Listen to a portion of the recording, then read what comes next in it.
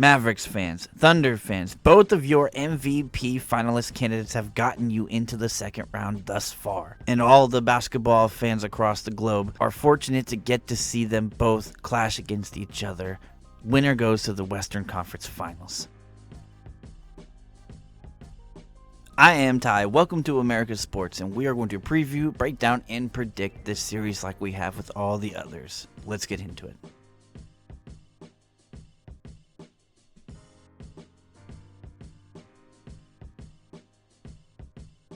The Oklahoma City Thunder open up as a minus 115 to win the series, while the Mavs are a minus 105 to win the series, so it's damn near a 50-50 split. And as for Game 1, the Thunder are favored by 3.5, with the over-under at 217.5. Dallas Mavericks, congratulations, dude. I know you see the Thunder jersey, you see the Thunder banner behind me, you think I'm going to be super biased for the Thunder. That's not going to happen. I'm an OKC fan, but I'm going to go at it about as realistically as I see it. Dallas beat the number 4 seeded Clippers in 6 games. And in the first round overall, there was only one series that went 7 games, the Cavs and the Magic, the Cavs winning in 7. As for the Oklahoma City Thunder, their series ended in a sweep. OKC wins 4-0.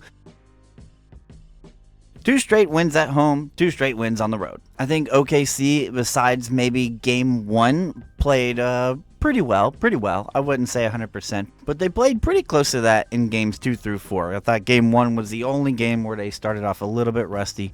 Young team, half of the rotation hadn't been in the NBA playoffs before, so that was kind of expected, but they were still able to get the job done. They've had lots of time to rest. They've had over a week now before the series is going to start after the sweep, and OKC is also fully healthy, 100%. The Mavericks have had less time, but they have had a decent 4 days off. In the process, we do have a couple of injuries to go over, though.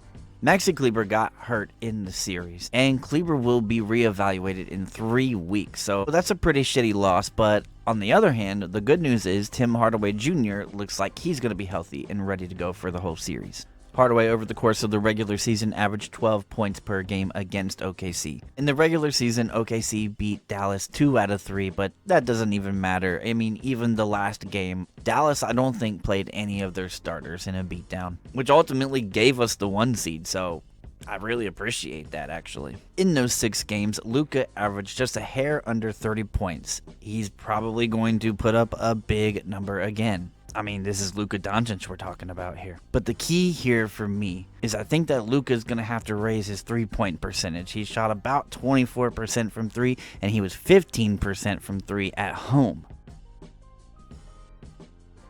And in OKC's 4 games, SGA averaged a little over 27 points per game. He also didn't shoot great from 3, it was a little over 29%, and he even shot a little bit more 3-pointers than he normally did throughout the regular season. Also a weird number, he was under 73% from the free throw line. We're used to seeing him around 90%. I would expect those numbers to go up though. However, for Shea, the rest of the team shot very well from 3. They were the number 1 3-point shooting team by percentage in the first round, even over Boston. They also held the Pelicans to the worst 3-point percentage in the first round. So this could possibly be an issue for Luka and the rest of the Mavs too. OKC has a lot of different guys that they can throw at Luka. There's Lou Dort, there's Jalen Williams, there's Aaron Wiggins. They've got a few different bodies that they can throw at Luka at any given time. This is what helps OKC be so great on defense, and then you got the anchor, Chet Holmgren, of course. Dallas's defensive numbers also rose in the first round. They were number 2 in blocks per game in the first round. Dallas turned the ball over a couple times less per game than the Thunder did as well. And that's definitely a good thing to consider for Dallas, as OKC loves to turn you over and they get a lot of points off of this. Another thing we know, it's going to be really hard to take the ball from Kyrie Irving as well. We know how spectacular of a finisher he is. We know how great and gifted he is with the handles, and still it amazes me every time I see him work. Even when he's out on a fast break, he makes a tough finishing layup just look very smooth and very easy. He was phenomenal on both ends of the floor in the first round, and I would expect SGA to be very aware of his capabilities.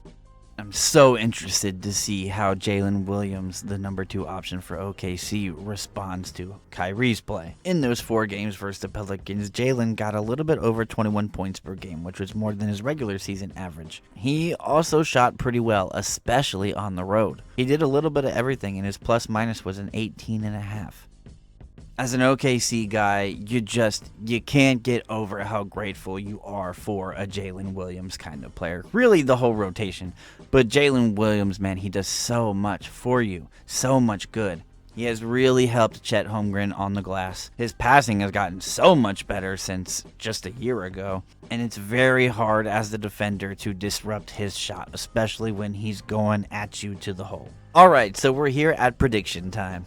I like the team that's been more consistent on both ends, offense and on defense. I think the Thunder can and will use guys like SGA, Cason Wallace, and Aaron Wiggins on Kyrie. And I think OKC will use guys like Lu Dort, Jalen Williams, and Aaron Wiggins on LUKA. Kind of like what the Timberwolves are doing against Jokic. They're going to put, 3 different guys on him and try to wear him out the best that they can. I also like Chet Holmgren's matchups against Gafford and Lively. I don't think they can really guard him on the 3 as well, and I think he's going to be able to be more mobile than them with the handle. I also think Lu Dort is going to continue to play great defense and shoot the hell out of the 3 ball. And then if Josh Giddey gets going, then it could really be a problem for Dallas. Now, having said that, we know LUKA and Kyrie basically are born for greatness, so they can take over. And I think Tim Hardaway Jr. is going to be a factor that wasn't there for them in the first round. I'm going to give OKC the win in 6.